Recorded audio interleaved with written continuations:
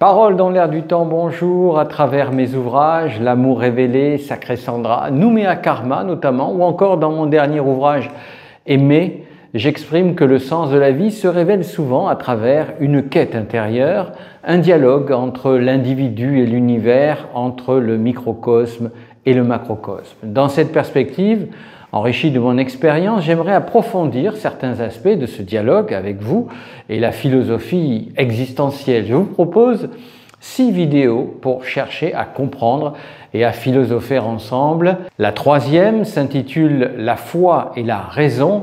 En clair, la spiritualité peut-elle coexister avec une approche rationnelle du monde ?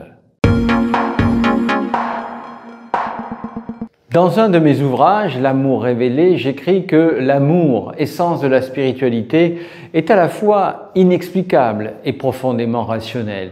Il transcende les mots tout en se manifestant par des actes concrets. De la même manière, la spiritualité et la raison ne s'opposent pas, elles se complètent. La spiritualité, loin d'être un rejet de la rationalité, est une quête d'un sens plus vaste, un questionnement qui dépasse les équations sans les renier.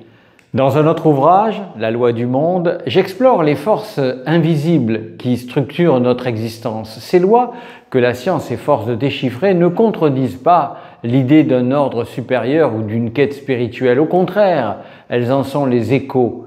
Comprendre le fonctionnement de l'univers par la science n'éteint pas l'émerveillement, cela le renforce. La spiritualité naît souvent là où la science atteint ses limites, là où persiste une énigme. Enfin, dans le conte initiatique Sacré Sandra, mon personnage est en quête d'elle-même, sans le savoir réellement. Cette recherche s'inscrit dans une tension subtile entre foi et raison. En recherche de cette parole perdue, Sandra incarne cette dualité. Les lieux visités et les personnages rencontrés sont des jalons de son parcours délivrant des messages sur les mystères, petits ou grands. Le livre explore également les vertus d'humilité, l'exigence, la quête d'épure et de vérité sur son chemin de connaissance et de sagesse. Alors, peut-on croire au mystère et à la raison en même temps ?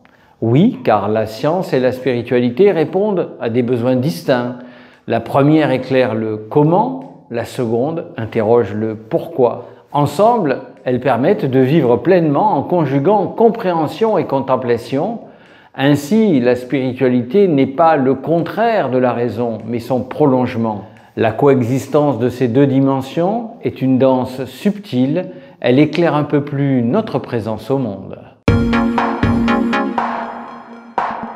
Parole dans l'air du temps, c'est fini pour aujourd'hui. Vous likez si vous voulez et vous posez vos questions dans les commentaires. On se retrouve très vite pour une nouvelle vidéo de Parole dans l'air du temps.